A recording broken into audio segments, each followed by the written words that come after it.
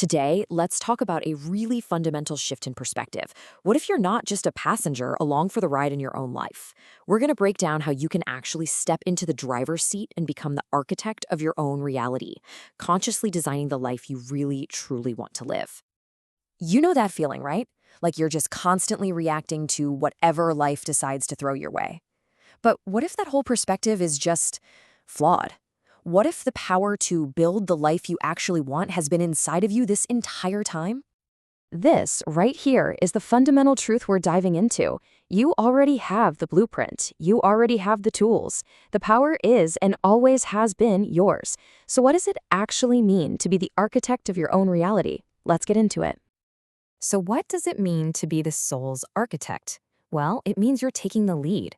It's about making a conscious choice to stop letting circumstances define you, and instead, you start intentionally designing a life that reflects who you are at your core. It's a huge shift, really, from being a passive observer to an active creator. So where do we start building? You start with the blueprint, of course, and the cool thing is we all have one. We have this natural internal drive to grow and become more whole. You can think of this as your soul's blueprint. It's the real foundation for everything you're about to build. And this inner drive, it actually has a name: individuation. Now, here's the key thing to get about this. The goal isn't to become perfect. Not at all. The goal is to become complete.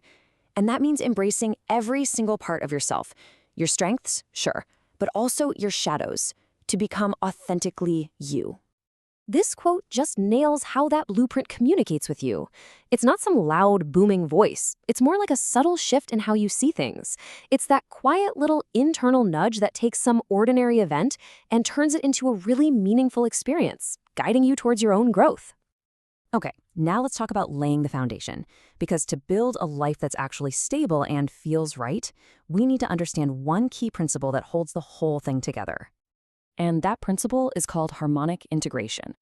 Put simply, it's all about aligning your inner world, your values, your beliefs, with your outer actions. When those two are in sync, personal growth stops feeling like such a struggle. It just becomes this natural, almost effortless way of being. Let's stick with the architect metaphor. Think of it like this. Your inner thoughts and values are the blueprint. Your life circumstances and all the events in it, that's the finished building.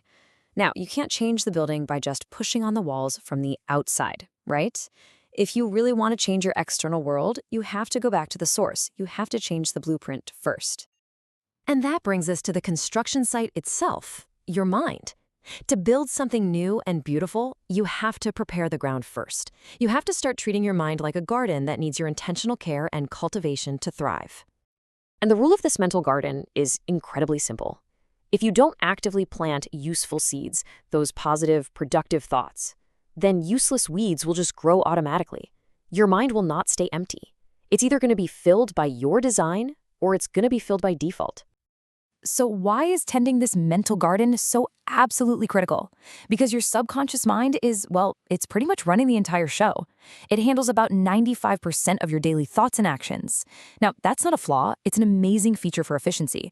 But it also means that this deep, fertile soil is where every single one of your beliefs, the good and the bad, takes root, shaping your reality without you even consciously knowing it. So preparing the ground really comes down to two main jobs. First, you've got to actively carve out new pathways in your brain by focusing on empowering, noble thoughts. And second, you have to get in there and identify the weeds, those old limiting beliefs, and pull them out. You got to clear the ground for something new to actually grow. Okay, so the ground is prepared. Now, what tools do we actually use to build? Let's get really practical here and look at the essential toolkit every soul's architect needs. So in your toolkit, you've got affirmations, which help program new beliefs. You have visualization to create that crystal clear mental blueprint. Then there's the 21-day rule for forging new habits. And finally, shadow work. This one is so crucial. It's the process of facing the parts of yourself you'd rather just ignore, fear, insecurity, jealousy, and integrating them so they stop controlling you from the background. It's absolutely key to becoming whole. Let's just zoom in on the 21-day rule for a second. It's a really straightforward process. You pick one new habit or one new belief you want to install. You practice it every single day without fail for 21 days. And that consistent effort literally rewires your brain. It carves out a brand new neural pathway until that new way of being becomes automatic. And please, make no mistake about this. All this inner work isn't just some abstract mental exercise. It has tangible, profound, real-world effects on every single area of your life. This is where the blueprint truly becomes the building you live in. I mean, just look at the connection here. A mindset that's rooted in fear and scarcity, it can actually lead to physical stress, decay, and a career full of missed opportunities.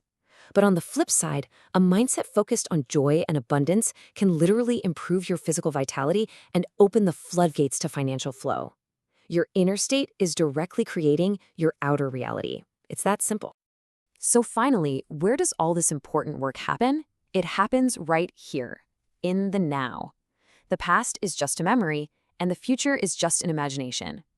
The only place you have any real power, the only place you can lay a new brick or plant a new seed, is in this present moment.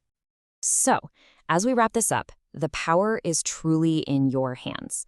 You have the blueprint, you have the tools, you're standing on the construction site. The only question left is the one that matters most. What will you choose to build today?